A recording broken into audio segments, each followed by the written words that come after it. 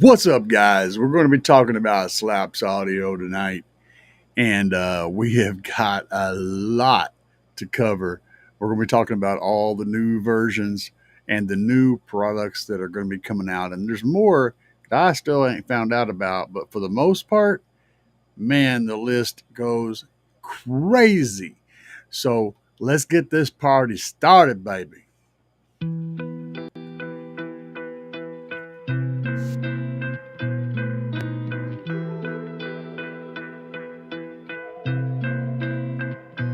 Ever since my eyes met the world, I was breaking through the chains like a match to a flame. I was born against the grain. Oh. They say I'm broken in the brain, got a shot of kerosene in my veins. Hey. They better be concerned now, cause it's my turn, and I'm only getting hotter. Take a step back or you might get burned, cause I'm a fire starter.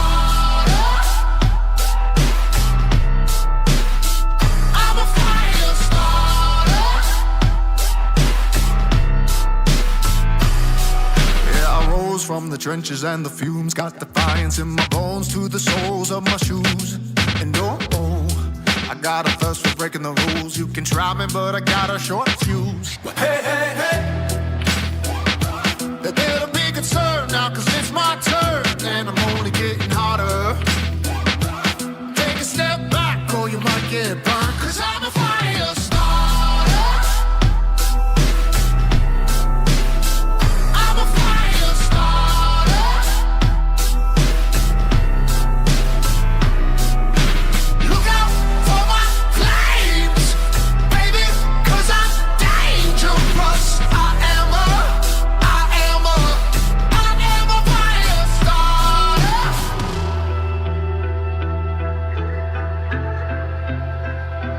Ever since my eyes met the world, born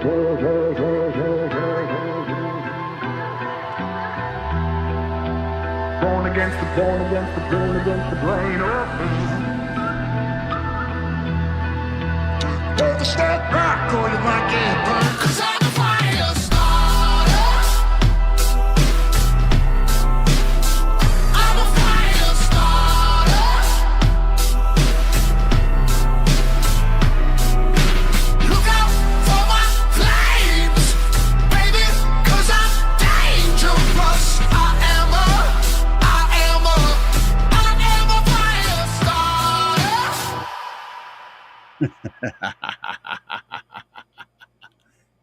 Guys, watch him. He's going to bail. He just can't take the slaps. Check this one out. That's what we're talking about tonight, baby.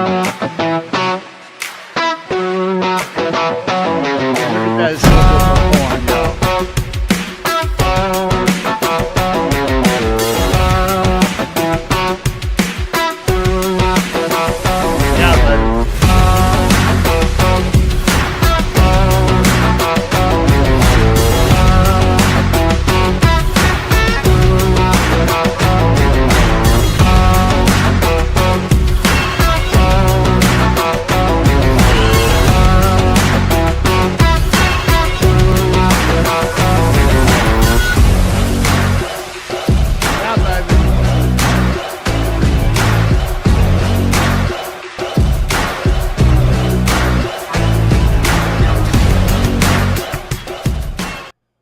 What's up, guys? What's up?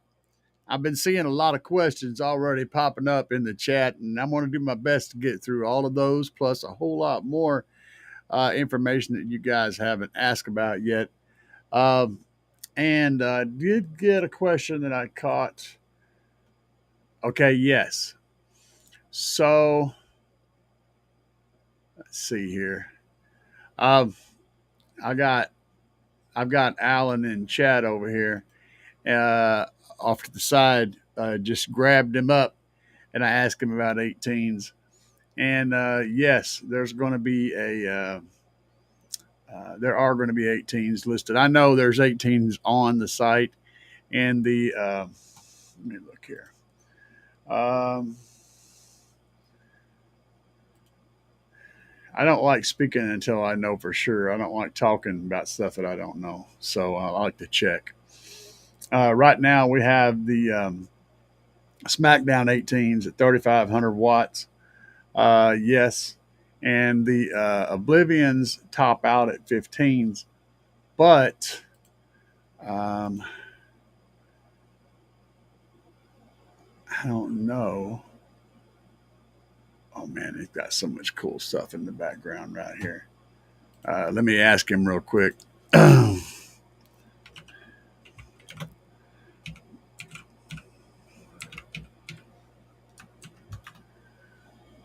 want to find out if that's an Oblivion or a SmackDown. So let's get over here and check out what's going on in the chat window. I'm going to try to answer some of the questions that you guys are hitting me with. Um, uh, Let me get back to the beginning here. All right. So Tide Dog says, do they make 18s? All right. So no, the Oblivions we're going to top out at 15s, but there is a version 2 of the SmackDowns in 18s, and so yes, we're going to get those. There's other stuff coming as well. So by the end of next week, we should have the Oblivions, not the Oblivions, the SmackDowns are going to be up. Um, the SmackDowns are going to be up for sale, the version 2s. And then a week later, we're going to get the Oblivion version 2s up on the site. And the version 1s are going to go on sale. So if you guys are trying to pick up something on a budget, there's a lot of the Oblivions, and there's quite a few of the SmackDowns that are still left, the version 1s, and they're going to be reduced. We'll get into some of those prices. I'm going to give you ballpark numbers because I don't know the exact prices. I do know the ballpark numbers, though. Let's see here. So, do they make 18s? I answered that question to the best of my ability. Joe Berserker says, yeah. Slapz, solid. You better believe it, man. I've been punishing the crap out of mine. I've never had a single issue. Okay. Tide Dog said, would it perform well in a 7.0 Gately enclosure tuned at 36 hertz? Okay. Well, we don't know exactly which 15 or 18 or whatever, but I'm gonna go over here and have a look. I think the 15s are rated for like a 4 cubic foot on the outside.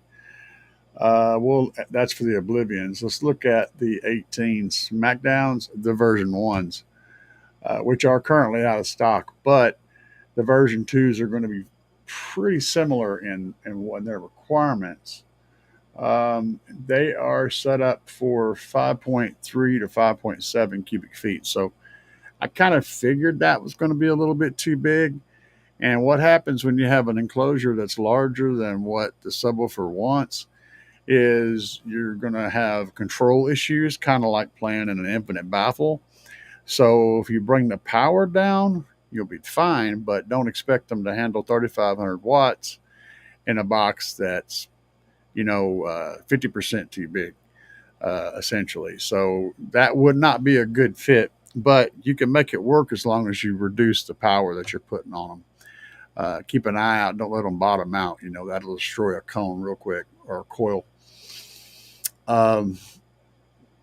Joe Berserker says, go to Slapz Audio. Great site. Great stuff. Decent prices. Yes, sir. Let's see here. Yeah, 7's too big, man. Tyler said, what's up, brother? Joe Berserker. Yep. The 18s are a little bit bigger, but not anywhere close to that. Let's see here.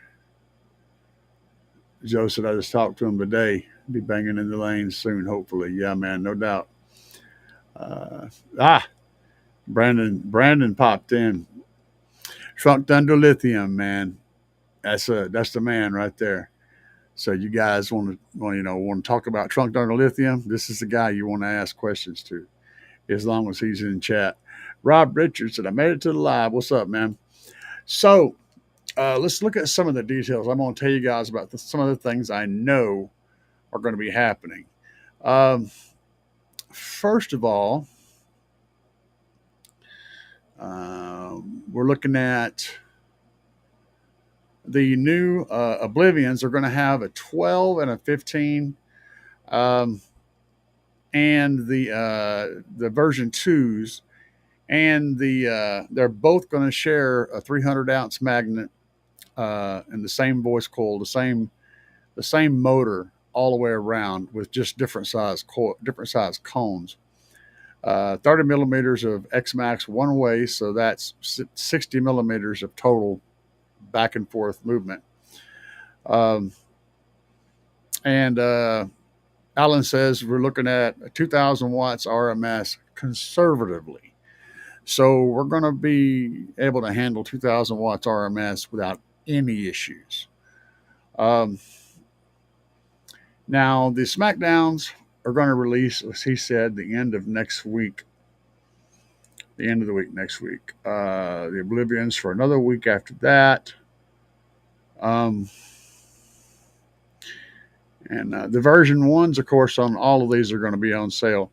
They're going to be priced real well too, guys. And the discount code still applies. So keep an eye out on the Slapz website. And when you see these things go on sale, just remember that the discount code gives you an additional 10% off of that. It does stack. And we're adding the SmackDowns. Yep, SmackDown 12. I'm going to show you guys some pictures here in a second, some more pictures. Um, oh, yeah. And like I said, the Oblivions are getting on sale as well as the SmackDowns. And I know that the SmackDown 15s are going to be like, after you apply my code, they're going to be somewhere in the neighborhood of 400 a piece. And those are some big boy subs. So there's that. Let's see here. Red Pill says, "Hey Gary, what's up? What website do you use that consolidates upcoming SPL and SQ car audio shows?" Midwest SPL and Base Wars both have sites. I have one with links to both of those if you want to go there. And it's caraudioenthusiasts.com. Down toward the bottom, I have some links to the different places. That is, I mean, there's probably others, but I do have that. I need to do more maintenance on that site, but those links are good. So if you're looking for that stuff, you'll be able to find it there. Um, the version one okay, it's a good question. What's the difference between the V1s and the V2s? Well, there are a lot of small differences. Uh, Minor changes and little things that were changed to improve overall performance. Some of the bigger changes that I know about off the top of my head is the larger motor. So they're getting a larger motor across the board. They're getting a higher roll surround, a little bit different spider, so they're going to have a little bit more actual travel. Um, I think they're actually going to be traveling at like 31 or something like that millimeters instead of 30, but it's still listed as 30. So they're going to have a little bit more flex, more motor force, larger motor, and a couple of other minor changes, but not a lot. The TS parameters are going to be real similar. They're going to change because of the extra motor force, the extra BL, but uh, the changes are all good, and the subwoofer is not going to be significantly more expensive either. So it's a good deal. It's still a good deal. Uh, let's see here. Okay, so let's pull up. I'm going to show you guys once I get my brain. Uh, Once I get my brain to working, let's switch to this view real quick, and I want to try to find my folder. So, because I really suck at some of this stuff, man. I figured out what happened last show when everything kind of went, and I couldn't get shit to work anymore. I figured out what that was. So I've sorted that. Now let's get this over here. Don't you go over there. You go over here. Okay. We'll do this. All right. I think this will work. Yeah, that's going to work. Now we'll just go to this screen. Replace with the window. There we go.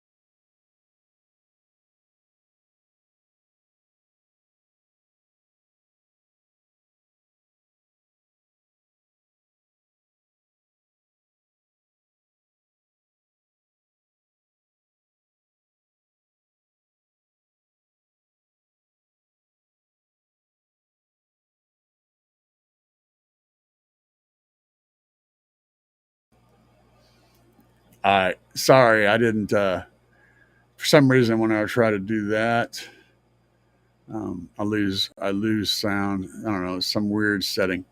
But you guys got to look at the different subs. I got lots of pictures. If you guys have any questions about those, like I said, we're here going to try to answer questions tonight. Um, and we're going to be talking a little bit about. Oh man, I'm good. I'm good, dude. Uh, Brenda said I'll be in and out, eating dinner and answering emails like you got a job or something. Oh man, you guys, if you ever want real entertainment, just look up Brandon on Facebook. Uh, just reading the stuff he posts is hilarious. Guy's a trip. I love him. Great guy. Um, so if you guys have any questions about the Slapz gear that's coming out, I got more information. I'm going to tell you a few more things. There is a budget line that's going to be coming, and it's going to be using the existing. Uh, Let me go back here. I want to make sure I'm speaking on things I know. Um, it's going to be using the existing motors from the 10-inch, the current version 1 Oblivion 10s. So let me pull that up. So they're going to be a 1500 watt RMS, I believe a 10, 12, and a 15 at 1500 watts RMS with I'm trying to look.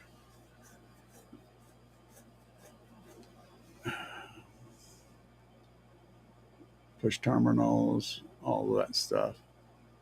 All of the stuff that's currently on there. So they're going to be a lot less expensive and rated at 1500 watts RMS. And I'm not sure about the details on them yet, but they're going to be significantly reduced in price. So basically, what's happened is if you look at the Oblivion line, they're kind of splitting the Oblivion line and putting a higher end version of the Oblivion line and then a lower end version. So you can get the 1500 watt, less expensive, really budget friendly sub, which would be great for building crazy walls where you're putting a whole bunch of subs in.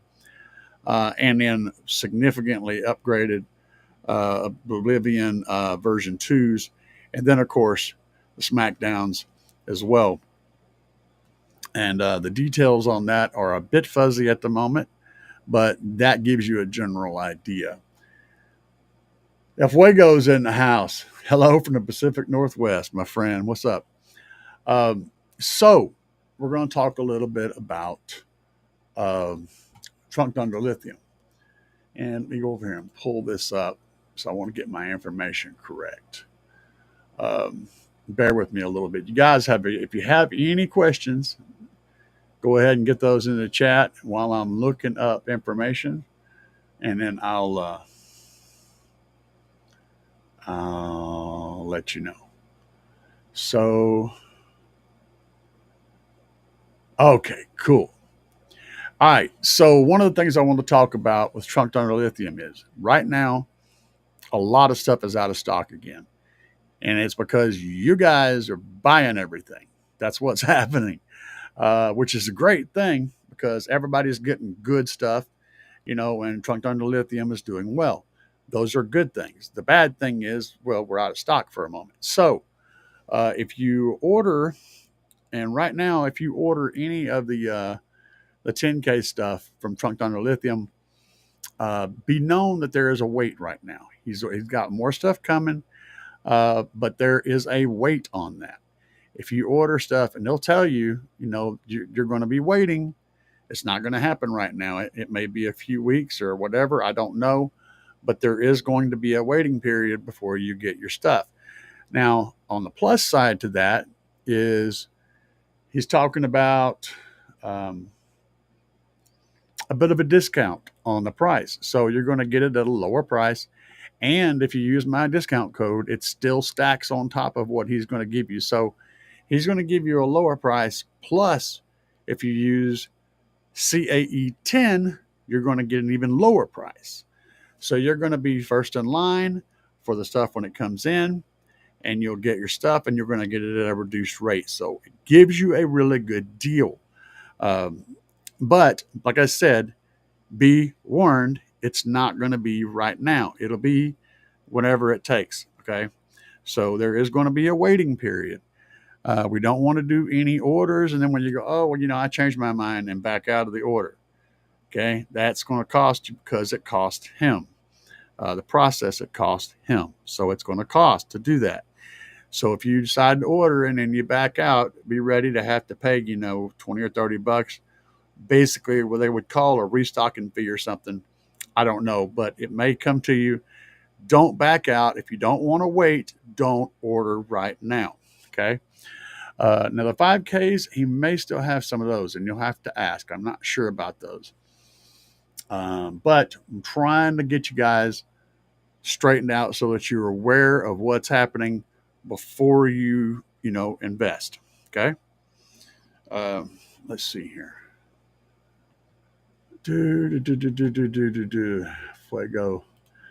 Fuego says trunked under lithium, Slapz audio. Yep.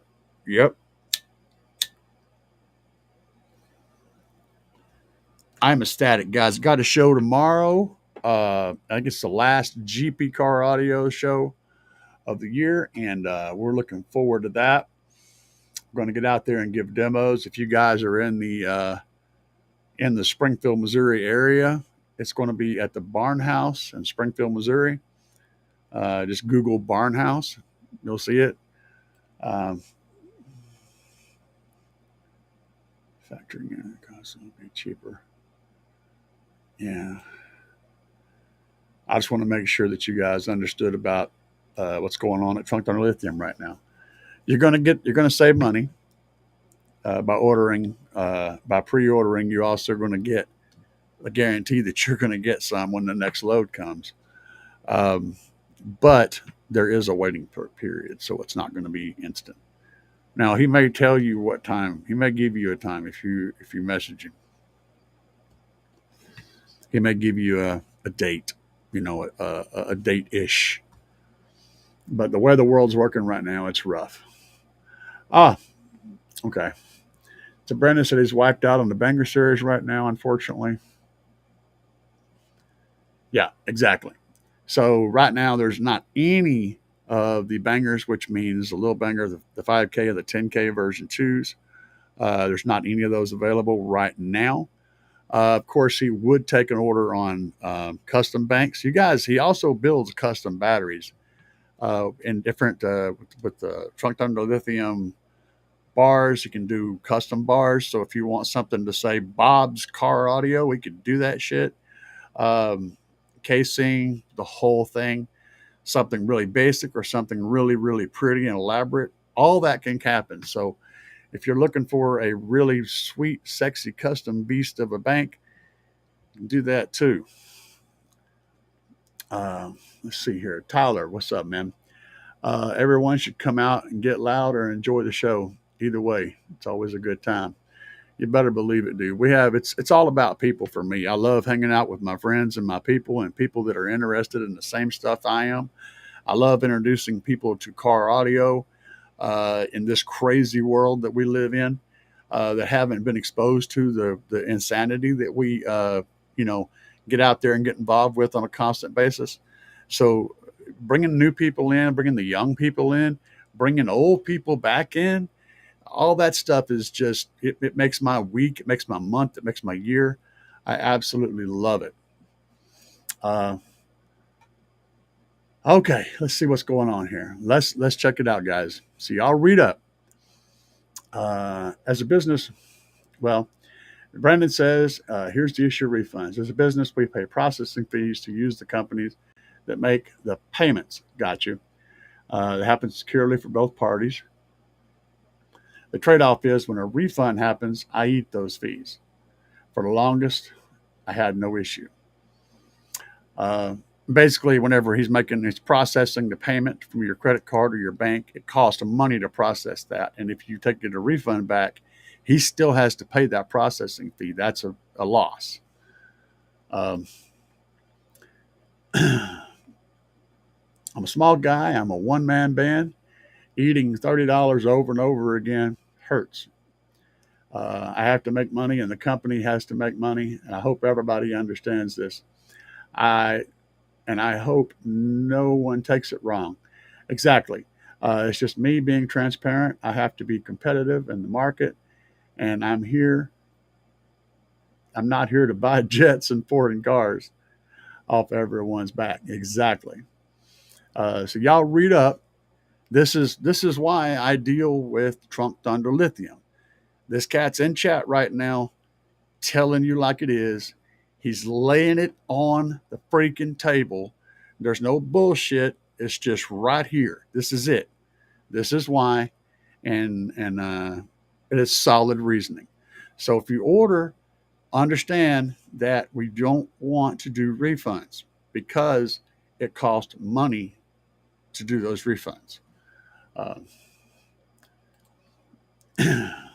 let's see. Mickey Hatfield said, I'll be there tomorrow bringing my van.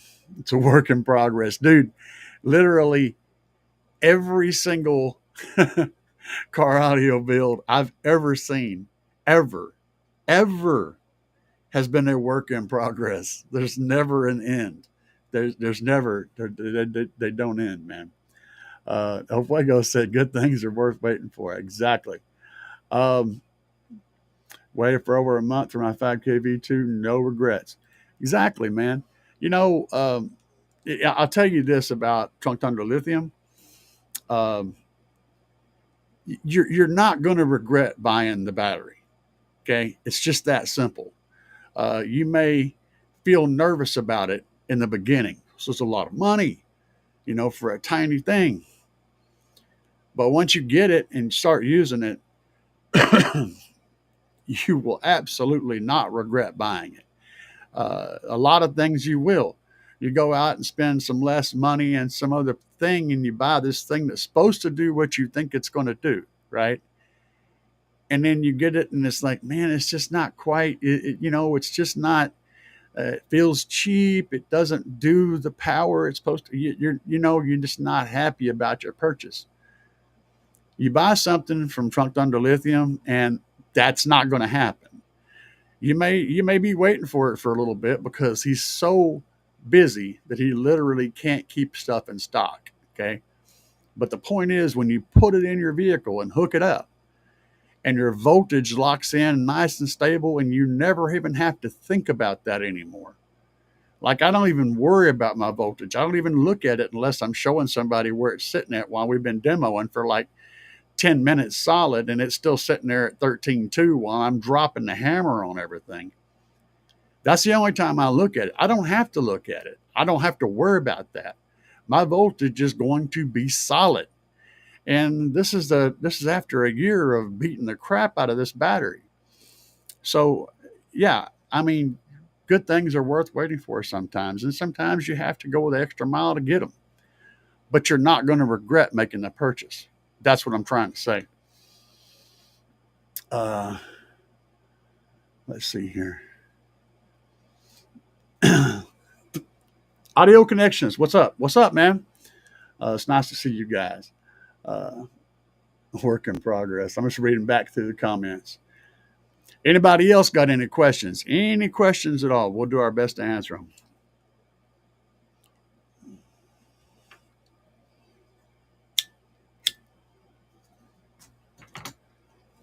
So, just a heads up, I'm going to be running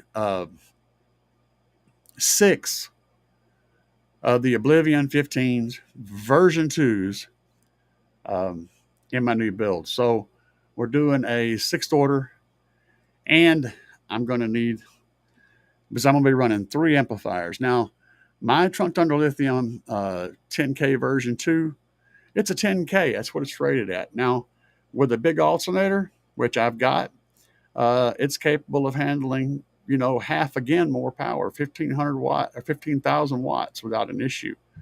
But I'm going to be asking it to handle closer to 24,000 watts. So I'm going to be pushing that battery as hard as it can go.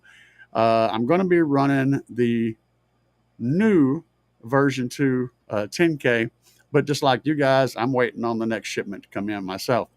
So we'll have to see how that goes. But I'm going to be putting a lot of strain on that battery with 3 8,000 watt amplifiers and 1 370 amp alternator. Do I think it's going to hold up? Yeah, I do. I think it will. Even at 1 ohm per amp, I'm still going to be probably clamping at like, probably clamping at like 1,500 amps or 15 or 1,600 amps. After the box rise and everything, like 15,000 watts, 16,000 watts, about 5K per amp, and there's 3 amps. So I think it's going to be right on the edge, but I think it'll handle it. And I'm hoping Brandon does too. Brandon says, I appreciate the love and support. Again, I appreciate everyone's understanding. I try my best to offer the best product I can without wrecking someone's wallet. Brandon, what I like about the company is his philosophy on how a product should be done. If you look at the quality on the batteries and the way they're put together, the older ones were more of a simplified kind of a generic case. Brandon wasn't happy with that, so he's took away some of his profit and invested it in a better casing. And he's taken away some more profit and invested it in better bars to be able to deliver the current that we actually want. If you look at some of the other manufacturers that put these things together, they're using the bare minimum conductive material to be able to conduct the minimum amount of current to be okay. And as they get hot, the current that they're able to put out is going to go down because heat creates resistance, and resistance creates heat. They also use a very generic case, which has very thin walls, and anything comes along can punch right through them, and then you end up with problems. He's putting these things in a tank. Essentially, they're putting them in this heavy, thick plastic case, and they're using these thick, pure 100% copper bars to conduct power. So you're not going to have problems losing power through the hardware that you're connecting it with. And he's going so far beyond anybody else out there. If you look at the way they're built and the actual way the conductivity is happening, is so far beyond that. And that's the kind of shit I appreciate. And I appreciate honesty and straightforward and straight up people, you know. And so all of those things combined, I don't want any battery made by anybody else, period. I would rather buy them from him. I know it's going to be a matched, well assembled, ridiculously tough and well tested piece of equipment when I get it. It's not being glued together in a factory where nobody even knows for sure what's happened. Like some robot goes zip, zip, zip, and it runs down the line. We hope it don't blow up. That's what I see with a lot of these big manufacturers. So let's see. Bobby B said, "Oh man, you're out. Have good luck with that dinner, bro. That's always good." Franco Quaid said, "You could still run your old battery with the new one, can't you?" That's a question that's an answer that has an asterisk. The answer with the asterisk is yes. My rule is, if you drive it more or less daily, and you've got a pretty new AGM battery, you can get away with it. It's not the end of the world. What happens is you're going to have some, your trunked under lithium is going to rest slightly higher than your AGM. If it's a new AGM, a really good, relatively new AGM, it's probably going to be resting at like 12.7. And the trunked under lithium is going to be resting at like 13.1 or 13.2. So it's going to try to pull that one down some. But if you're daily driving it, you're not going to see any real problems with that. And it's going to work no matter what. If you leave it sitting out there for 2 months, it's still going to start. It ain't going to die. But that long periods of sitting is rough on the lithium because it has to sit there and trickle charge the AGM to try to keep it up to that voltage. And although the voltage on the lithium doesn't drop very quickly, which is one of the reasons why it's so good for car audio, so even after it's lost a whole lot of power, it's still going to be holding a higher voltage than the AGM will. So it's still going to be trying to feed it, which is why you don't want to just, let it sit for long periods of time. Now, having said that, you can always delete that battery, that AGM battery, just pull it out of the system. And if you're going to, even if you don't want to delete it, if you're going to let it sit for any length of time, just unhook one of them. So they're not fighting each other like that. And then you won't have any issues. But you can delete that AGM battery. Even the 5K will have no problem starting and running the vehicle. And it'll actually run. And overall, you'll have a better experience. You're going to have slightly higher resting voltage. And the voltage isn't going to dip as much. Then, of course, you have the option of running 2 electrical systems like I do. So you can split up. You can have 2 alternators, 2 batteries, 2 electrical systems. And you can have one doing one thing and one doing the other. And then they don't fight each other either. There's lots of ways to do this. But pretty much all of them are okay. The only one you really want to don't want to do is have it setting for extremely long periods of time with an AGM and lithium together with different resting voltages. That's the only thing. Other than that, you're good. Let's see here. Red Pill says, quit lying. You're going to run 6 of the Slap Team SmackDowns. No. CAE unobtainium editions. Brother, I could. You want to know the truth, all right? The truth, no, I couldn't get unobtainium. I couldn't get unobtainium. That's a huge pain in the ass. That's some stuff that you do with a company that's millions of dollars, big millions of dollars company that has stuff like that. Because in order for me to get unobtainium, I would have to order stuff months ahead of time and have it built specifically for me. And then if I blew one, I would be screwed.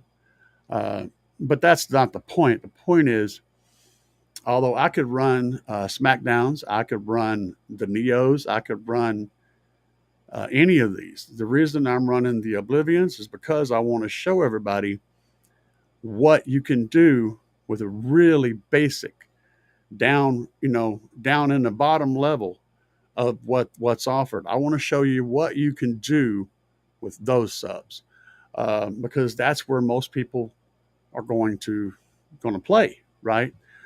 Most people can't drop $500-$600 for a subwoofer, so that's my point. So yeah, I am choosing to run a lesser sub than the top of the line sub. That's what I choose to do. But they will be 100% exactly the same sub that you buy. No difference. Let's see here. We'll throw that up there. That was Red Pill's statement. So Brandon said, I'll never have anything lithium built in China. That day will never come.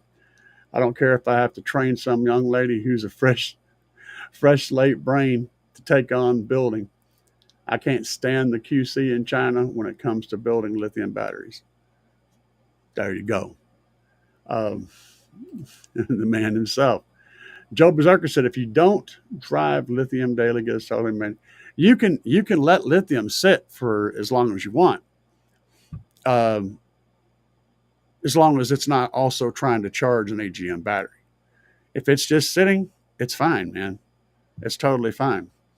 But having a solar charger or a battery tender on your shit, if you're going to let it sit, that's a no-brainer. Put, a 1 amp charger on it. I have a little 1 amp charger that I hook up, and the reason I do it is because my tablet, which is what I use for a head unit, I keep it on all the time so it can do updates and all that over the internet here at the house.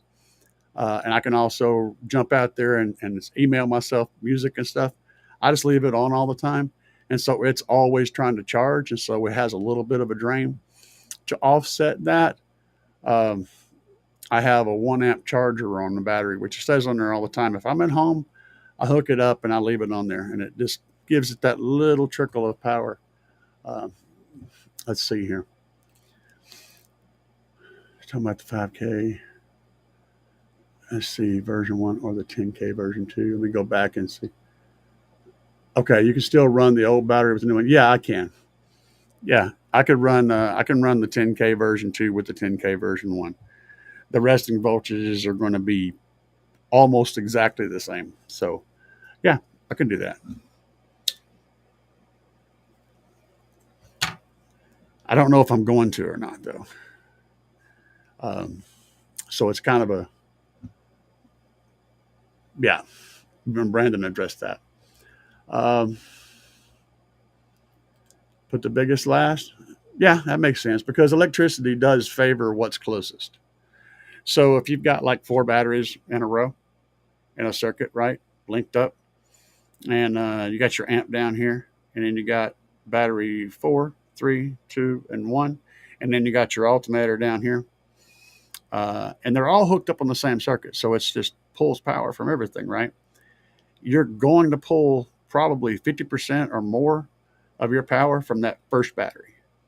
If you can check the voltage of each individual one separately, you'll see it. It's gonna pull the vast majority of its power from that, and then that battery is going to pull charge from the other batteries to fill it back up, and then the alternator is going to fill up the first battery more, number one, and then it's going to all affect. You're going to pull power from everything, but you're going to pull more power from the thing that's electrically closest to the load. So yes, putting your biggest battery close to the amplifier is going to be the advantageous thing to do. Uh, Brandon says you compare two models together, no problem. Exactly. It's all about resting voltage. You can put AGM with lithium together, no problem too, as long as the voltages are the same. It'll still work. It's mainly about where voltage they rest at. When you charge them up and let them sit, where the voltages fall. If they're the same voltage, then it's no problem. Um, but the thing about AGM batteries and lead acid in general, as well as nickel cadmium and the original lithium. Was it called? Can't remember the name of it, but it was the one after the NiCad batteries. Anyway, most of those old batteries, as the energy that's stored in the battery, as it drops, the voltage drops with it. So it's kind of like this. It's a nice slope down. So by looking at the voltage, you can tell how much energy is left in the battery. Um, this is how small electric buggies and stuff. You get the little voltmeter. You can tell by how much voltage is left, how much energy stored is left. With lithium, modern lithium, it doesn't work that way. That's why electric cars have a computer that has to figure this shit out, because the voltage plateau is really flat for a long time. So it may be down 50% on power, but the voltage will still be high. And then toward the end, it just sort of drops real quick, which makes it hard for electric cars to figure out how much range it has left, because there's nothing for it to really read. The voltage is so stable, right? But at the same time, that's why it works really well for car audio, because even if you're consuming tons of the power in the storage, your voltage isn't going to dip, which means you can pull that power back in and your voltage stays the same, which keeps your amperage low. Whenever your voltage starts dropping, you have to pull more amperage to get the same wattage. So you don't want your voltage to drop, or else you're going to be pulling way more current through all your wires, including the ones in your amplifier. This will also cause the amplifier to start clipping, because once its voltage goes down going into the amplifier from where your gains are set, if you set your gains at 13 volts and the voltage drops down to 12, all right, your clip where you would have clipped before moves down. So now at top volume, where it normally would be safe, you'll be clipping. So by losing current or losing that voltage and losing power, you're going to cause your amplifier to get hot and also cause your subwoofers to heat up a lot more. So having a good, solid, reliable power station in your vehicle that can maintain your voltage and provide that power is going to benefit your entire system in more ways than you think. It's going to keep your subs from getting hot as easy. It's going to keep your amps from getting hot as easy. It's going to make your shit last longer. Pairing up things properly to get things done, it's a no-brainer, guys. All right, let's see here. Correct. Connect amps to it. That is, yeah. Yes. What's Brandon saying here? If you use the new 10K version 3, you'd have everything feed off the 10K. The 5K would play as extra reserve at that point. Yeah. So you would basically just have the 5K feeding into the 10K, and then you would have everything hooked up off of the 10K. So it's going to tap the 10K first. Let's see here. Kenneth Wayne Waldner gave demos today in my trunk turner lithium 5K version 2 never fails. Close up, me closed up all but one door and moved hair today. Hell yeah, brother. Your first time that you're able to get some hair to move, y'all may think it would be easy, but trust me, it's not. It takes a lot of cone and a lot of power just to move hair, especially outside of the vehicle. Even inside, like when I got somebody sitting in the passenger seat, if they're sitting in the middle of the seat and all their hair is right close to their head, there's a dead space there. They're getting tons of sound, but they're not going to have a whole lot of air moving there because it's in its sweet spot. The funny thing is, you don't really get a lot of air movement until you get in the imperfection areas where stuff ain't right. So over here beside the seat, between the wall of the vehicle and the seat, tons of air moves through there because there's a sub behind the seat, right? That sub behind the seat is getting all of its action in the back of the seat and then around the seat. So it just moving over like this will cause the hair to fly. So it's really crazy. I can see you can have somebody in the passenger window doing big old hair tricks and somebody sitting in the passenger seat and their hair is just sitting there. And it's because of the way the air moves around in the vehicle.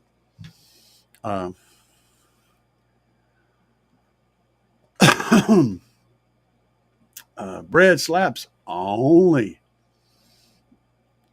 C-Max all the way. Ain't nothing wrong with C-Max. It's just I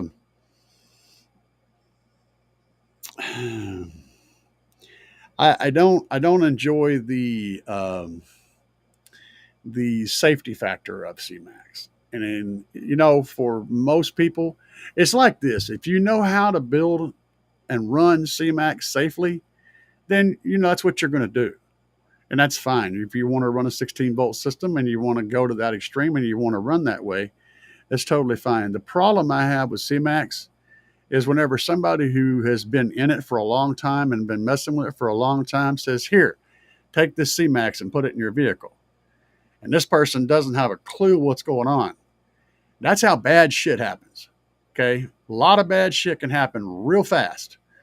But if that's that same person who doesn't have a clue and hand them a trunk donor lithium 5K and say, put this in your vehicle, it's going to work.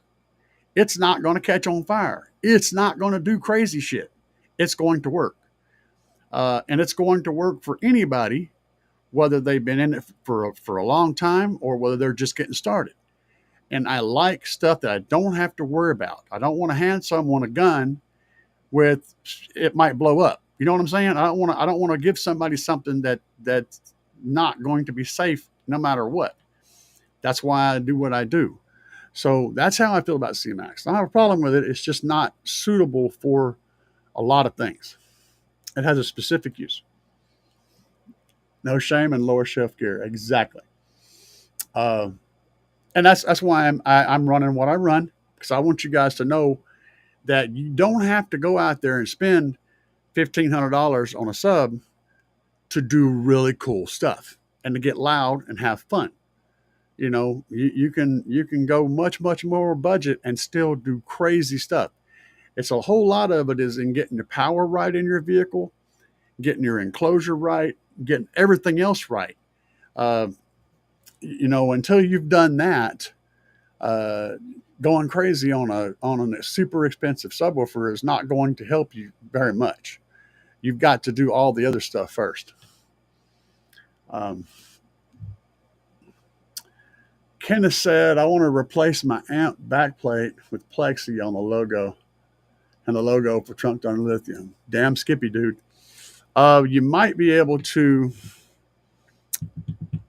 I don't know, you might be able to do something like order it. Yeah, I know you can order flags. I order flags like this one back here This is just off Amazon. I ordered it. I sent them the logo, and they made this. I've got a bunch of them. I've got a Trunk Thunder Lithium flag over there. You guys have seen them all. Uh, so there may be a company out there that can do that. I know that GP can do it. If you call them up, can do the burn in logos and stuff. It's probably going to cost you. Uh, if you can find a service online, that'd be the choice. Or if you've got your own machine to do your own engraving, that's even better. But I don't have one. I do have friends that do though. But yeah, that'd be really cool. I will say this though: whatever you end up doing, using the acrylic, use a thicker acrylic than you think you need to. You're always going to be happy with thicker acrylic, but you're not going to necessarily going to be happy with thin stuff. It'll look really thin stuff's going to look bad. The screws will like put dents in it and cause it to warp in all these weird ways, and it just won't look good. Go with some thick stuff, and it's going to be expensive. It is what it is. Um, Brandon said he reached out to. So yeah, that's one possibility. Yeah, they do that kind of stuff. Absolutely. That'd be a good choice. I don't know how much they would charge you for it. You might find a cheaper space. You might not. I don't know. But they will do good work. That place does really good work. Uh, Repping all day, brother. Hell yeah, man. I have no problem repping for somebody who takes care of me, and that's 100% why I mess with people I mess with. 100%. Let's see here. What's Red Pill talking about? I run batteries. Group 34 AG. I run my batteries. Okay. Group 34 AGM to Group 31 AGM to Trunk Thunder 5K V2. The truck is used daily. When I put the multimeter on the 5K V2 in the morning every week, 13.5. Yeah, it's not going to drop, dude. I mean, like I said, here's what will happen eventually. If it sets long enough and you drain it low enough, it'll eventually come down to the voltage that's the same as the AGM. And at that point, it's not going to drop anymore. The AGM and it are just going to sit together and be done. But it has to go down quite a ways before it ever gets to that point. So, covered that one already. Let's see. Bread slaps only have an AGM. So I have AGM battery, then a 50 amp hour, then a 50 amp hour C-Max. You're running the C-Max? Okay. With the AGM. Pulling all the power from the last bank. Well, you're not pulling all the power, but you're pulling most of the power from the last bank. It's gonna be the major. Well, you're going to pull more from the battery that's closest, and then you're going to pull a little bit less from the next battery, and even less from the next battery, so forth and so on. Electricity uh, does care about how far something is electrically from it. You could have the batteries all sitting beside it. It's a matter of how long the wires are. So if you shorten the wires, it's going to pull from the shorter wires to one to this one, then the longer wires going to this one. So electrically, the distance matters.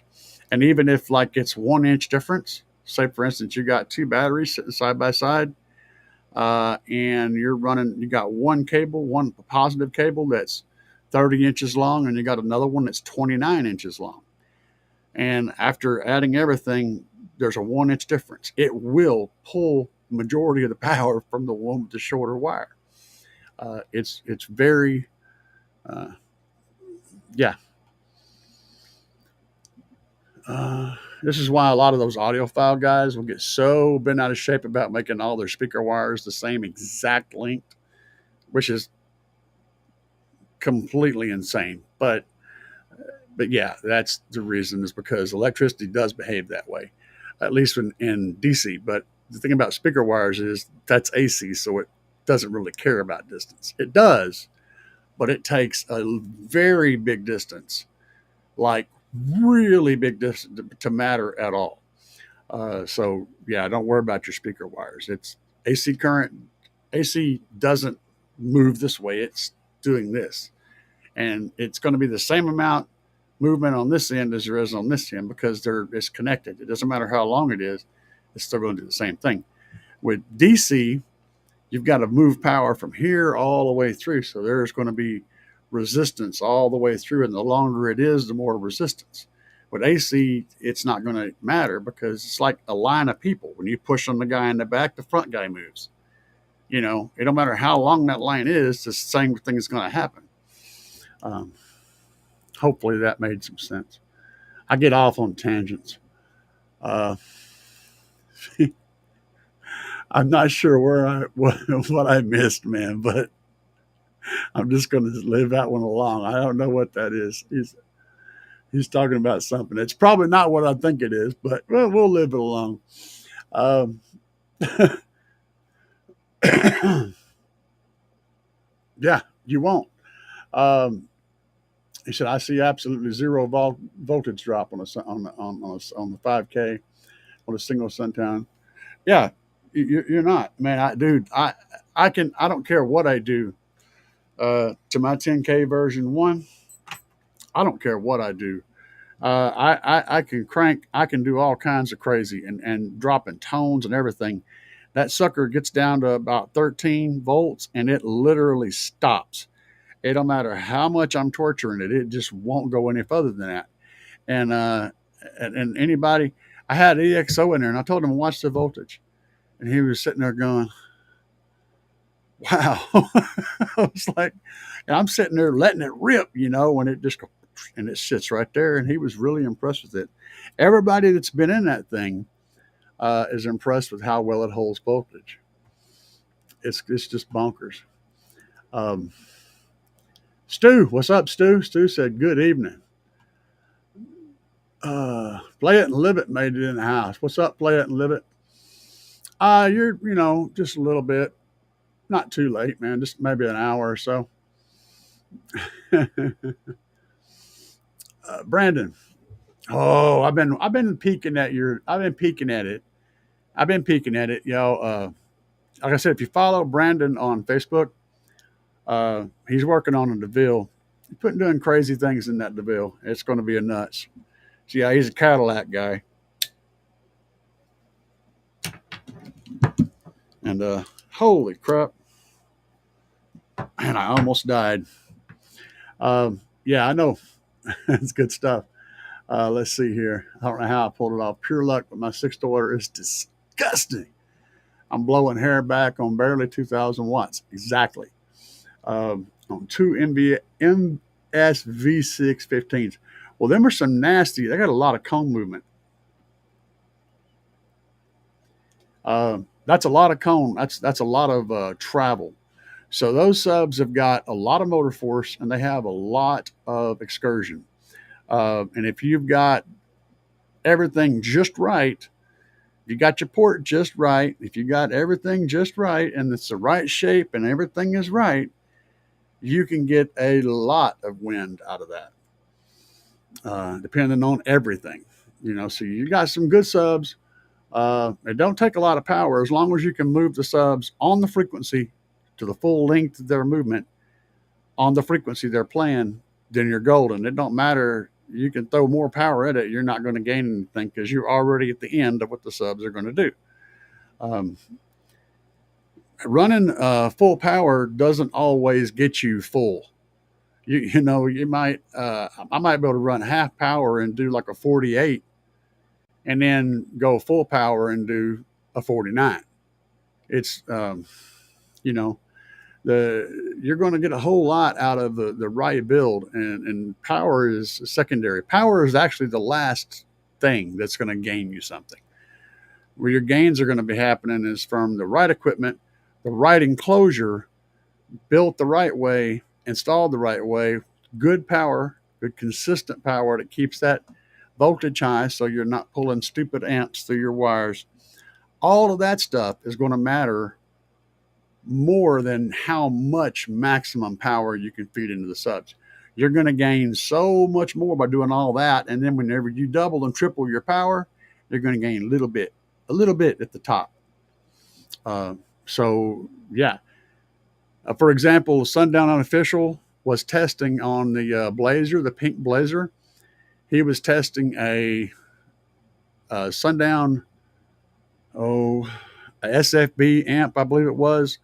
Um, I want to say it was like 1,000 watt amp or something. And at less than 1,000 watts, he was doing, 60s. He was up in the 60s in that thing on two subs, two Sundown U's. But that build was designed to play at like 60 hertz or 70 hertz or some crazy shit. And it's like a 50-to-1 ratio, um, fourth order that plays one note. But the point is, um, he does up around 70 maxed out at, whatever watts he's running, which is crazy amounts. But even on tiny amount of power, he's still able to do up in the 60s because of the build. It isn't about the power, it's about the box and the build. Uh, that's where it's at. That's where it's all at. Um, so yeah, it means you built the box right. It means you got everything right, and that's awesome. Uh, CAE 615 and a 6 is going to be windy as windy as fuck, like Jerry ain't loud. Yeah, absolutely. I'm going for the same exact thing that he is. I'm going for low lows and lots and lots and lots of wind. So since we are both going looking at the same goal down the road, we're going to get there basically the same way. Uh, Except Jerry's able to. Well, I don't know. He's just about as broken down as I am. Um, his body don't work all that good either. But Deb gets in there and helps him. I have one of them too, but mine's I don't know. We'll see. We're gonna see things happen. It's coming, guys. It's coming. Uh, I got I got to wait on the rest of the components, and then we'll be doing things. So I'm looking at the next few weeks. Things are going to start to snap into place, and we're going to get started. And I'm really really close to being decided what I'm going to do. I'm really close, and it's probably going to be a sixth order, 3 8Ks. Let's see here. Stu said, same way I think about those cheap Android radios. Those things are hit and miss, and I'm gonna tell you, they're hit and miss. I've had, I'd say you got about a 50-50 chance of getting a decent one. Um, but there's always little shit. Like the thing may do its thing good, right? It may not blow up. The screen may be nice, and a lot of times the screen will be crap, flimsy, plasticky stuff, and it breaks with some bass. Um, if you get past that, like say it's got a good glass screen, a good Gorilla Glass, like a phone, Gorilla Glass screen, and it's a solidly built thing, and then you get past the fact that it's also got a good processor and enough RAM to make the thing operate where it's not like gravy molasses slow. That's another thing you run into. They don't put enough components in there to give it speed, so it's laggy. If you get past that, um, then you get down to the software, and a lot of times software compatibility with other things can get sketchy. Like you may have a phone that uses Bluetooth 4.0, and the radio is topped out at like 3.0. It hasn't been updated, and then the software will give you reduced performance, or it'll do weird shit when you try to connect to it with a USB drive. It won't recognize it or crap like that. All that stuff, and iron all that out, and then you got a good setup. What you get when you buy like a Kenwood, JVC, Sony, you're going to get equipment that's designed to run the software that's on it properly. Uh, higher grade components, more consistency. Um, you're going to get up to date firmware and up to date software. So everything is going to run smoothly and a better operating system, easier to use controls, stuff like getting your steering wheel controls to work better. A lot of times the China Androids will have a hell of a time connecting to the steering wheel controls in a vehicle. Like you may not ever get that to work. Shit like that. All of those little things are the things that are really different. But you can get a decent stereo from Alibaba. You're just taking a risk on what stuff you're going to compromise on and whether or not you're going to get something that is saying that it's going to be, whether you're going to get that. So you may end up trying to save money. You may end up spending it multiple times and end up spending a whole lot more than you would have had you just bought a good system to start with. So there's my dollar and a 10 cents about that, Stu. So lithium is great. Sodium's here, but sodium is not perfect. And I know a little bit about sodium, but I don't know enough about it to really speak a whole lot on it without stepping on my own dick. Okay, so sodium. Yeah, Brandon might chime in. I'll let Brandon have that one if he chimes in, and he might. Uh, Bread slaps only. Yeah, I get you. From what I understand, the problem with C-Max is people don't compress them. That's one of the problems. Or let them go dead. That's another one. Where you run into fire problems. Yeah. It's just not knowing what the hell you're doing. You're handing someone a Ferrari who hasn't driven a Volkswagen. You know what I'm saying? And you get that Ford Mustang problem. You get that Hellcat problem. That's it's not the right thing. It just doesn't fit in that category. Um, I'm no expert on C-Max. I just love the system. Yeah, feel you, brother. Uh, let's see here.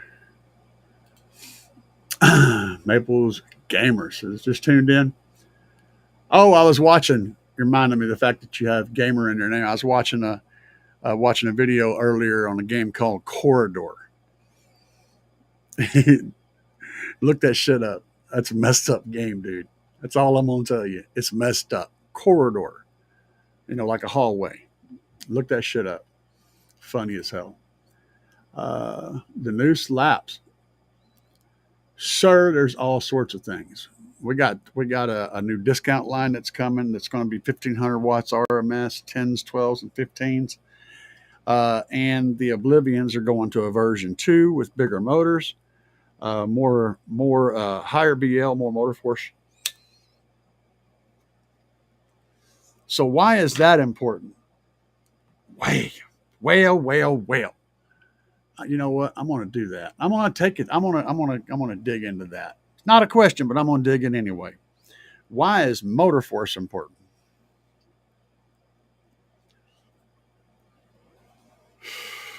When you're building a box. So let's dive into this. Let's dive into this enclosure thing a little bit. And I'm not going to be teaching you how to build a box, but I'm going to talk about a little bit about theory. Okay. And the thing I like about theory is you can teach someone facts, right? You can teach someone that frogs are able to jump 1 foot. And then you can go, okay, well, I know that frogs can only jump 1 foot. Though if he jumped 1.5 feet, then something else happened, right? That's a fact, right? But it's a wrong fact. But I'm just saying, this equals this is a fact. Theory is different. Theory is understanding why and how the frog jumps and why and what would change the length of distance. The understanding the thing, not just knowing a fact about the thing. That's where theory comes in. And I respect theory a whole lot more than learning a list of facts. Because you can build on theory. You can't build on facts. Facts are just facts. So, box building theory. So, a few things come into play. Actually, for a really good box builder, literally everything in the till small perimeters matters. But we're going to talk about a couple of them. So, the first one I'm going to talk about is a QTC. The QTC is the result, is the Q that you have left whenever you put a sub in a box. So ideally, you want the sub, once it's put in the box, to give you a QTC of around 0.707. So if your sub has QTS of like 0.404, then when you build that box, you've got to build it with increasing the QTC, the final Q, up to 0.707. So a sub that has a 0.404 QTS and then a sub that has a 0.350 QTS are not going to do the same thing in a box, in the same box. Changing those two out, you're going to get different things happening because your QTC, your end Q, is going to be different.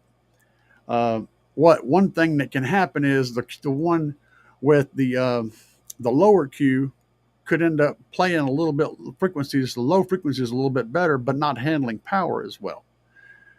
So forth and so on. But it's going to be different because of the Q. It's like a bell. So the ring. So understanding the mechanical Q, the electrical Q, the final Q, which is a QMS and the QES. The QES is your electrical Q. The QMS is the mechanical Q.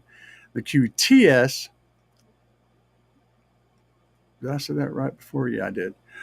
Is the combination of those two. And then the QTC is the Q once you put the sub in the box.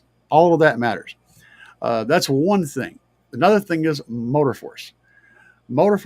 Higher motor force allows the sub to move more fluidly through compression of air.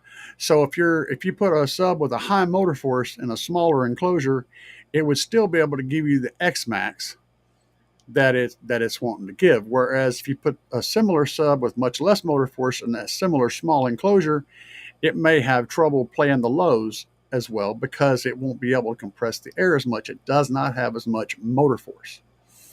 On the other hand, if you have a sub enclosure, those same two subs, and you have a bigger enclosure, one that's the size of that's to fit that lower motor force sub, it's going to play the lows just fine if you put it in an enclosure that's fit for it.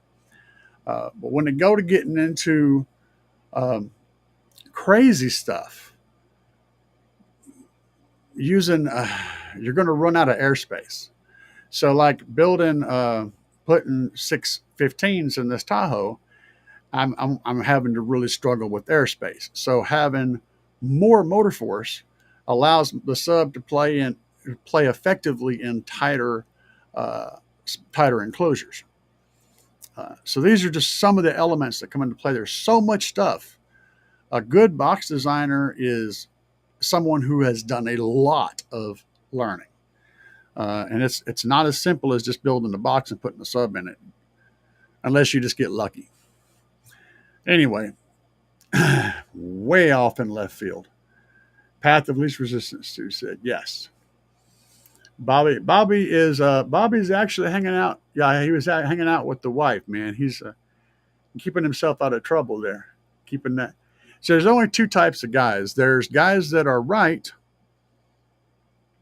and then there's guys that are married. So because if you're married, you're not right. You don't get to be right anymore. Once you get married, you're wrong all the time. And if you ever think you're right, then you're probably about to get a divorce. Bobby V. Yeah, make sure to slam it. Slam it, baby. Slam that thumbs up. Y'all give me some like action. I love it. PCs and tech. Let's see. Shane gets one Marlboro per light. Make him go without. I hadn't smoked a Marlboro in years, man. They want like $5 a pack for them damn things. I just ain't about it, man. I can't taste the difference anymore anyway. I can't smell anything. I went in for an operation years back, and when I come out of that operation, all I could smell was copper, and just a really strong smell of copper. And after about 6 months of that, all of a sudden one day the copper smell went away, and I couldn't smell anything. I think it was something to do with the anesthesia they used or something, because when I come out of that operating room and I woke up, I smelled it, from that point on, my smell was broke. I can't smell anything. And when I say I have no sense of smell, dude, I could stick my head in a bucket of crap and not know that there was crap in that bucket. Like there's no smell whatsoever. Um, no smell. Let's see. CAU is very close. Yes, I am. I am extremely close. I'm looking forward to it. I'm hoping I hit 100,000 before the end of the year, but it's not looking like it's going to happen. We're going to be pushing. You guys say hit slam that subscribe button. Please do. Bobby B said, I'm getting ready to cut some ABS. Oh, yeah. You showed me that sheet that you got. Yeah. For the amp rack. Those NSV 615s are nasty. Yeah, no doubt. Diet Coke. One Diet Coke for light. Yeah, that's what's in this thing right here, guys. Y'all see, I got two of these. I have one that's silver and don't have a handle, and it holds one can. This one will hold about a can and 3/4. It'll hold two without ice. And that's what's in it. It's either going to have Diet Coke or sweet tea all the time. What's up, man? What's up, brother? We got to get that man some sweet tea. Oh, I do rock sweet tea. I like that cheap stuff too. Huh, look at there. Andy's in the house. What's up, Andy? Yeah, we're chilling, man. When are you coming back? I want to know when you're coming back to Fridays. I know it's going to be soon. Bread Slapz, what do you think about the sound cubed amps? I don't have any opinion on them. I haven't used them, so I can't really. I would just be throwing words at the wall, and I don't like doing that. Um, let's see here. Red Pill popped in. Yeah, you know what, Andy? If Andy's still in the room, let's throw it out there.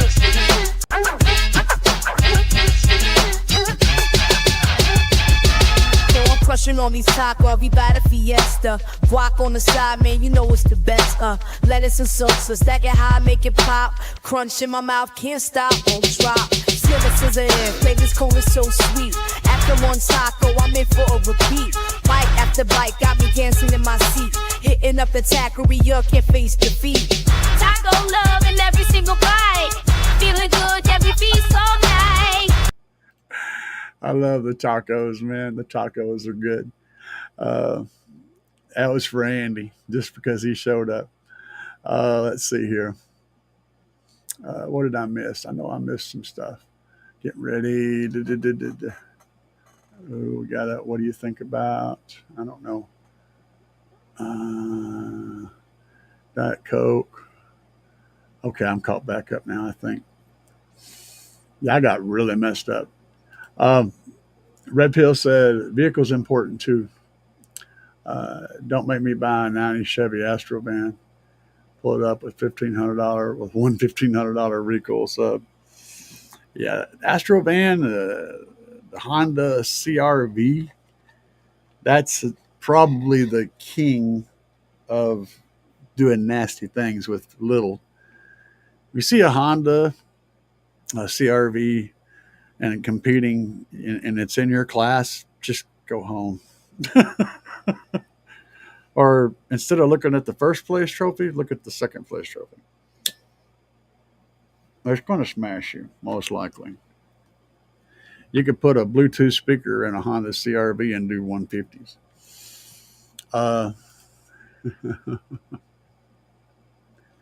Let's see here. What are we doing here? Okay, here we go. Had to. It's Friday night El Fuego, doing some late night testing with Cookie right now. Oh, no. Yeah, I get in trouble for that. My neighbor would, I don't know, he probably wouldn't say nothing, but he'd be giving me dirty looks on the other side of the wall. And I got a really cool neighbor, so I try to treat him right, man. I don't do any cutting up. He's been really cool with me.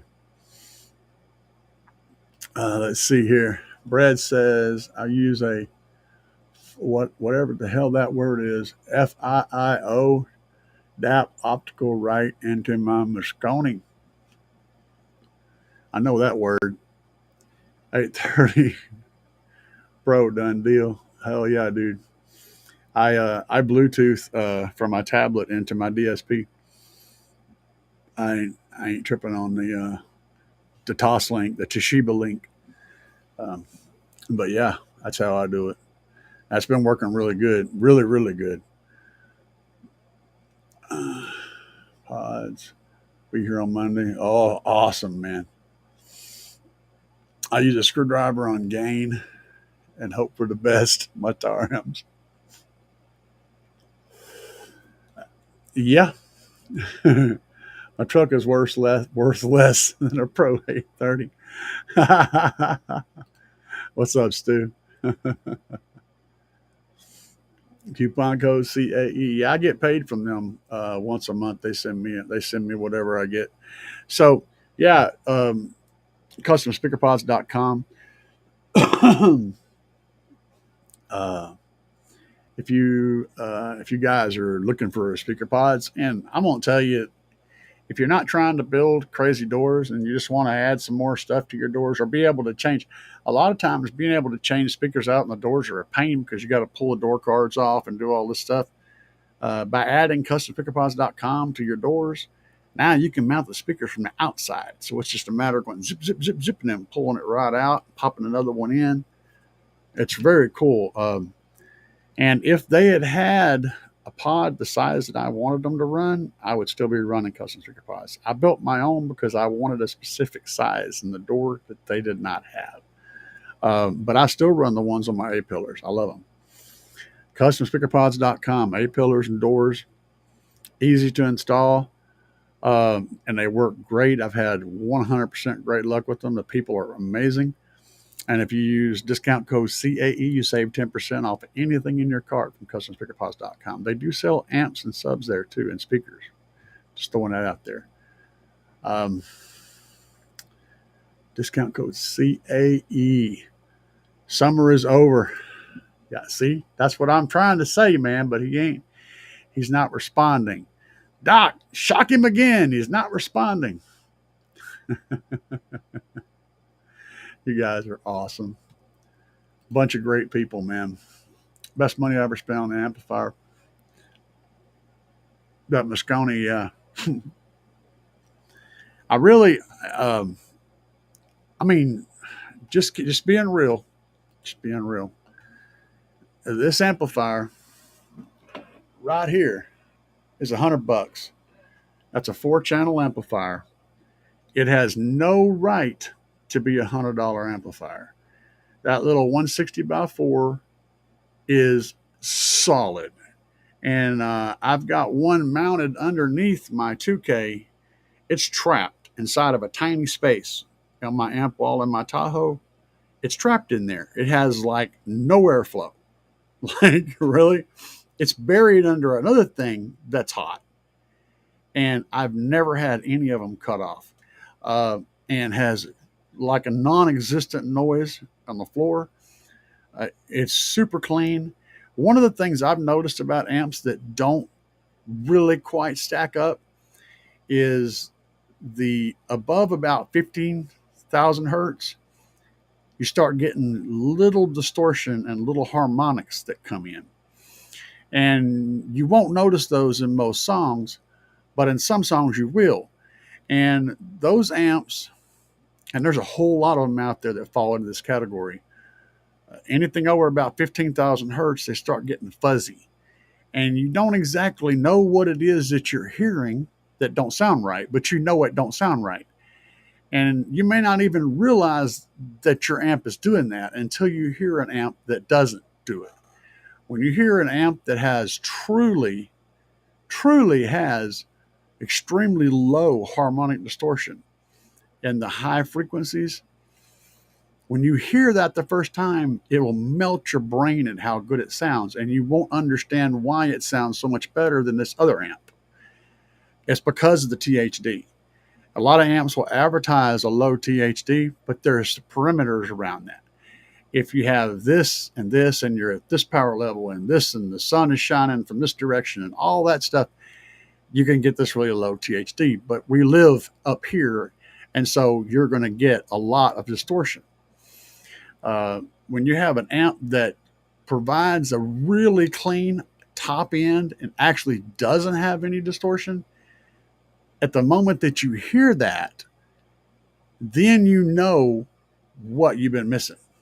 And you don't recognize why, but you definitely hear it. That's the biggest complaint I have is the noise floor of a lot of amplifiers and the 15K and up THD that I get out of them. This little dude right here has a really good THD at the top level. Really impressed with it. It stays nice and clean, and I don't care what name is on it. It can say Slapz, it can say Bob, it can say Moscone, it can say whatever. That little amplifier produces a clean ass signal all the way up to 20K. It makes its power, it don't shut off, and it don't care. It just works every damn time. Whatever name is on it, but that one's $100, $90 if you use my discount code. So just telling you the way it is, I would build a system out of 100 of those things, no problem. Um, let's see here. Dubby from down under. Dubby. What's up, man? Glad you made it. El Fuego. It'll play on words. Got to duck out, everyone. Have a great evening. You too, El Fuego. Glad you showed up. Glad you hung out with us. Let's see here. Broad Slap said, I have an American based XFL 15. Good sub. I want to build a box, but I'm debating on what kind of box. That sub for a Dodge Charger. Oh, good Lord. A Dodge Charger and a 15? You might consider building a box. I'm trying to picture it in my head. You might consider building a box that has the port on top to fire through the package tray.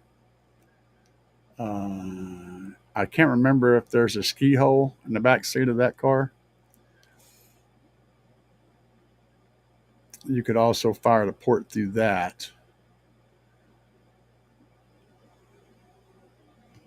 So, yeah, you could, if there's a ski hole in the seat, you could build it so that the box port fires through that, then fire the speaker towards the back of the trunk, and then have an opening in the package tray to allow sound to come through from the trunk area. I think you'd get a pretty good effect from that. You would end up getting something that would be kind of like a parallel sixth order, which that would be a huge box. But if you actually built a parallel sixth order and then had it to where both ports fired into the package tray and had openings in the package tray to allow both chambers to play in, that would be solid in there. But it would be a big ass box. That'd be the things I'd be looking at, trying to figure out a way to do that. Hopefully, I gave you some ideas. 56 hertz. Yeah, if you're wanting to hit up that way, it's parallel. Look into a parallel sixth if you have a way to get those two ports into the cabin. That'd be pretty cool. Stu said firing forward through the seat. The only time, here's the catch when you do a seat firing sub. If you're going that route, if you're going to have a sub firing into the cab, like where the back of the seat is, you have to seal off the front of that box from the cab. If you're going to have, let me play this again. If you're going to have a sub or a port or a combination of those firing into the cab in the back of the back seat where your back is, right? Firing in, you have to seal that off from the trunk, or you're going to have all manner of issues with it. And you'll gain a lot more power, a lot more force, a lot more impact, a lot more clarity, a lot more of everything that you want if you do that. That said, the same would go for doing a parallel six, where you have a port firing in the back dash over here and one firing in the back dash over here. You'd want to have the rest of that trunk sealed off. Well, since the trunk may already be sealed off, that's usually not too hard. You just got to get in there and put some sound deadening and get the little holes closed up. You don't want anything getting behind that on the back side of it. So, yeah, those are a couple ideas. Port rear, yeah, that's going to create a mess. Trunks are weird, man. I mean, you can do it, you can do that, but you're gonna, it's not, it'll get loud pretty good, but it's not going to sound clean.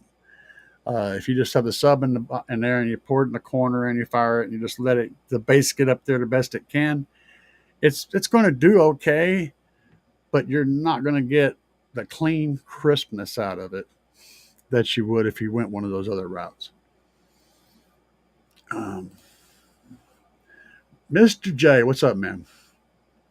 Let's see here. Do you really need 31 bands VQ? Can you get by with less? Um, well,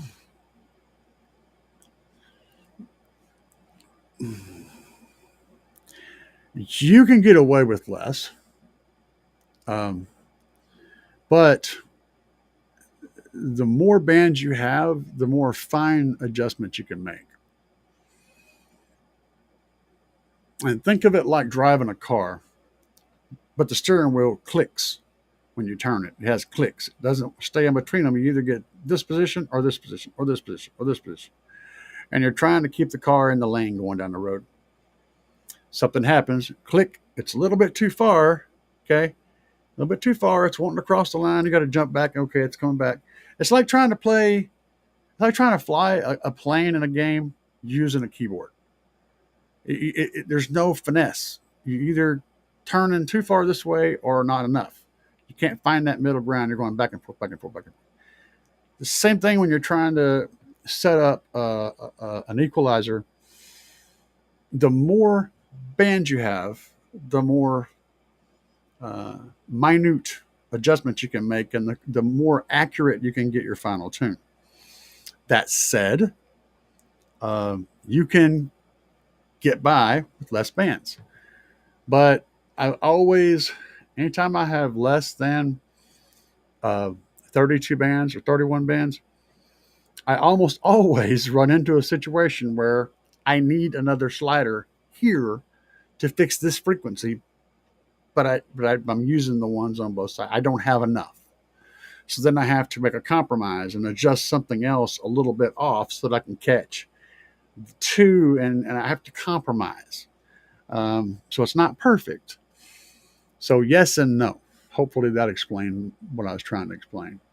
You play the driving game on a PlayStation where you're steering with buttons. You can never get the car to drift where you want it. It's either going like this, and you're going back and forth, and the tires are going like this, and then back and forth and back and forth. So annoying. That's the same concept. I know some of you guys are familiar with this shit I'm talking about. I know. Wall riding, man. You got to ride them walls. I was already thinking that. Yeah, you can do that too. But yeah, you got to seal it up, man.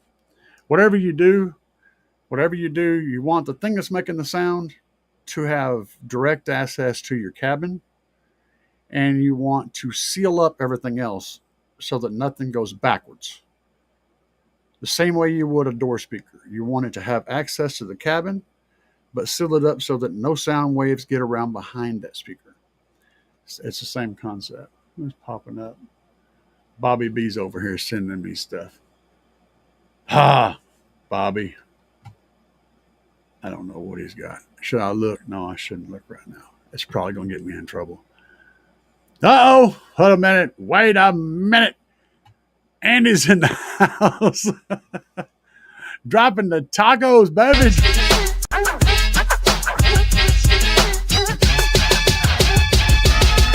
Crushing on these tacos, we buy the fiesta. Guac on the side, man, you know it's the best. Lettuce and salsa, stack it high, make it pop. Crunch in my mouth, can't stop, won't drop. Scissor in, flavor's cold is so sweet. After one taco, I'm in for a repeat. Bite after bite, got me dancing in my seat. Hitting up the taqueria, can't face defeat. Taco love in every single bite. Feeling good every feast all night. Thank you so much, Andy, man. You're awesome. A good taco is always a good thing to have laying around. Let's see here. Appreciate it, appreciate it, appreciate it. You guys, if you haven't, I know most of you guys are very familiar with Living Out with Andy, but if you're not, you need to get on the YouTubes there and look up Living Out with Andy or click on his thing. I think you can do it that way too. Get over there and catch his shows. He does a show on Tuesdays and usually on Fridays. But right now he's slacking the summer, so I'm covering his Friday spot. But he does a Tuesday show following Kicker, doing a Living Loud with Kicker, and then he does a show following their show, and he gives away stuff. So it's always good. Andy's got a great show. Y'all get over there and check him out. Let's see here. Mr. J, no, you need a 31 band. Yep. Yep, I agree with that. Stu said 5 to 7 band parametric.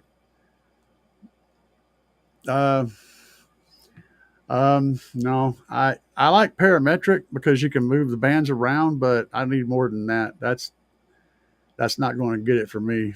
Not at all.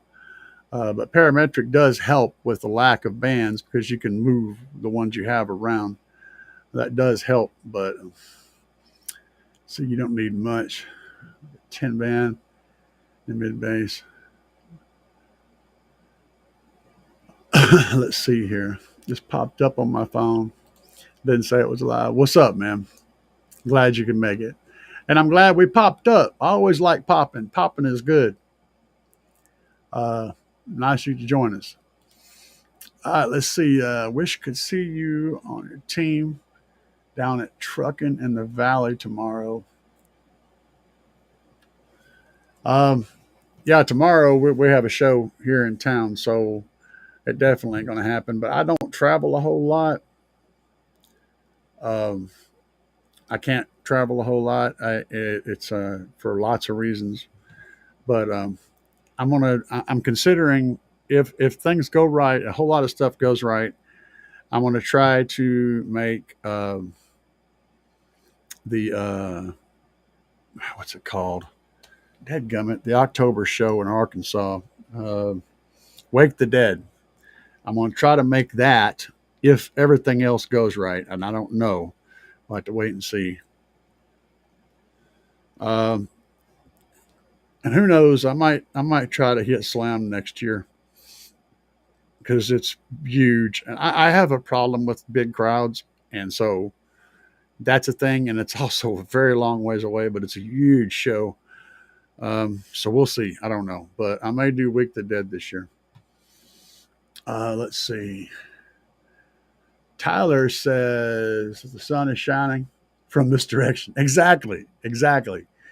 And I'm going to tell you, amplifiers will do that. It was like, we got this 0.002 or 1 total harmonic distortion. But what you don't realize is the way they test it and what the parameters are to get that low distortion.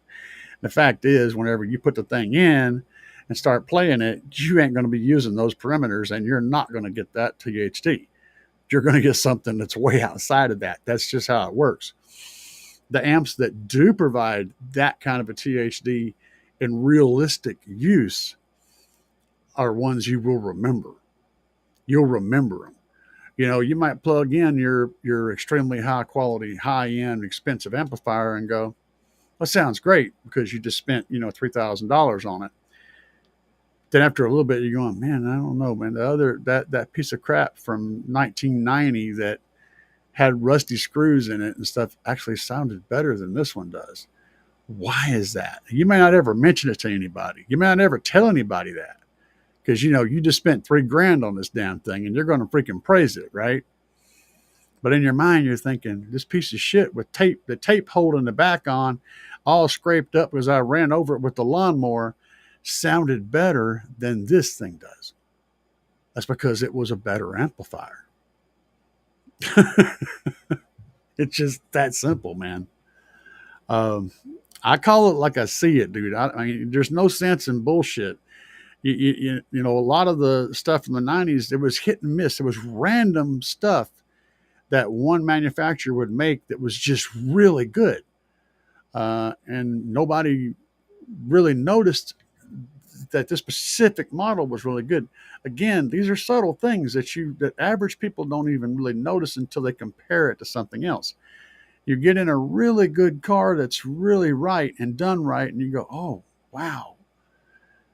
So what part of that makes it sound so good? Well, mostly it's the install, but also that amplifier, not that company that makes that amplifier, but not even that model. But that amplifier is a huge thing. You may have some inconsistencies from unit to unit, but when you find one that sounds great, it's going to sound great. That doesn't mean that another one just like it's also going to sound great. It usually does. But there's some really good freaking stuff, but it's not always going to be what you think it is.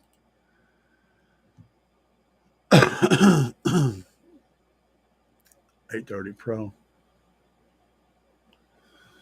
I'll give one of the 830 Pro. Yeah. Trunk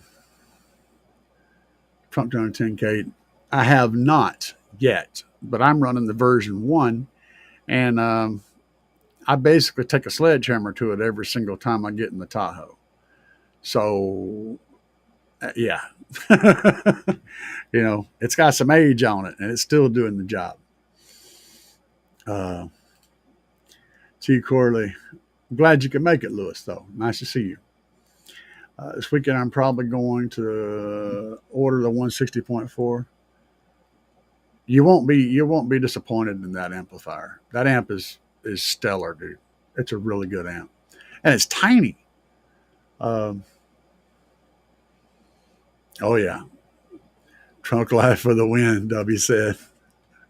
I always like my trunk builds. The bass in the trunk is always a little softer, but I like my trunk builds. Let's see here. W winning for the win. And the tacos, baby. Hell yeah.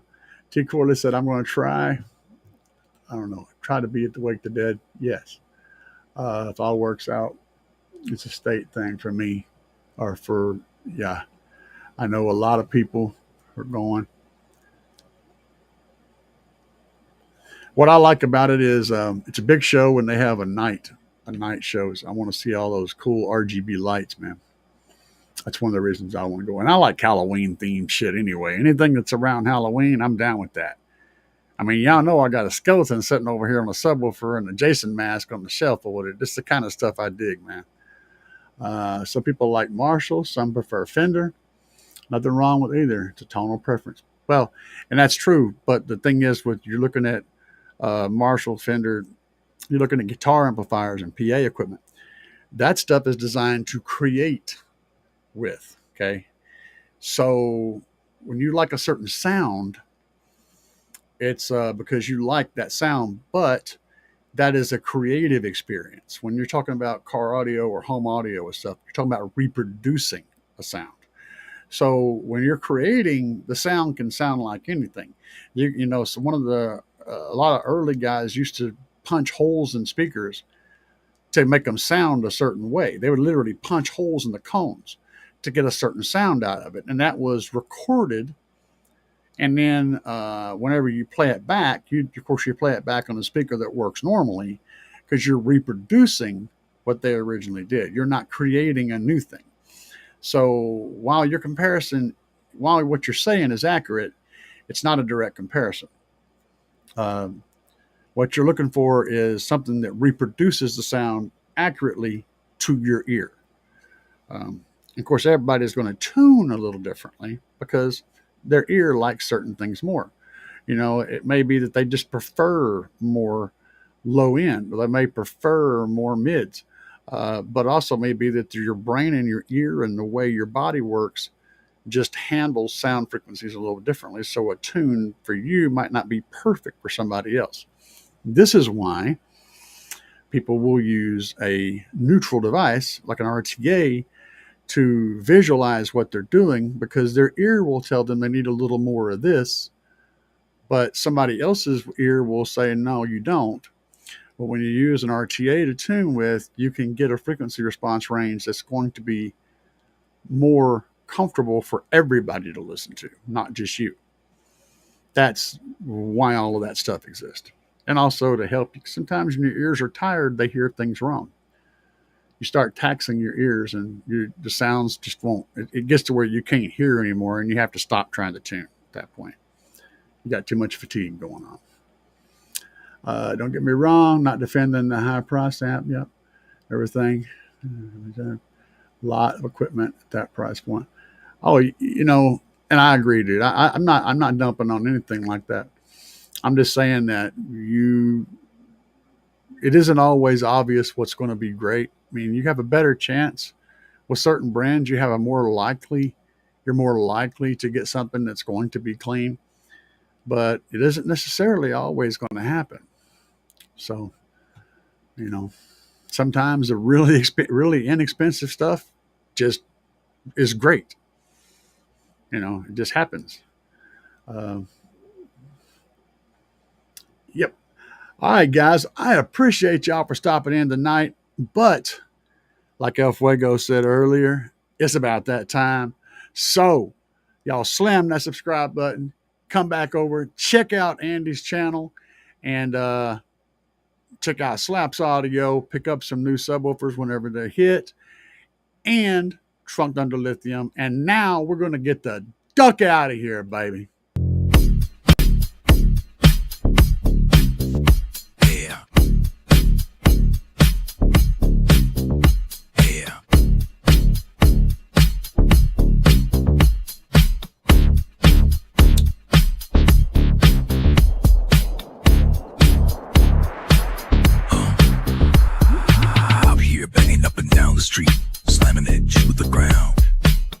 Subwoofers are getting loud, you can feel the booming sound. Getting ready to go, got it shined up for the show.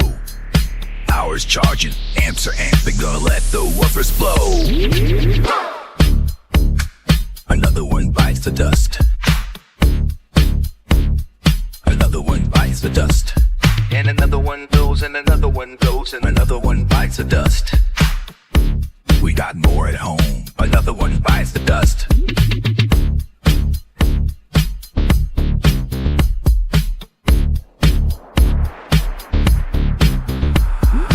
Eyes are glowing and the amp is smoking, subs are cherry red. Let me keep jamming, gotta keep the bass slamming, gonna go hard till they're dead. Full power, gotta let it go, 20 hertz in the floating air. Sparks are flying, voice cords are frying, and the smoke is in the air. Another one bites the dust. Another one bites the dust. And another one goes, and another one goes, and another one bites the dust. Hey, we got more at home. Another one bites the dust.